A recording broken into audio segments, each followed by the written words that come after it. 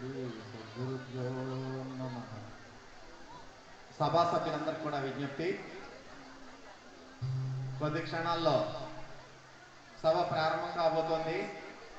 సభ్యులంతా కూడా సభా ప్రాంగణానికి వచ్చి కూర్చోవలసిందిగా విజ్ఞప్తి చేస్తున్నాం. సభ ప్రారంభానికి ముందుగా సంగీత విభావరి కార్యక్రమం నిర్వహింపబడుతుంది.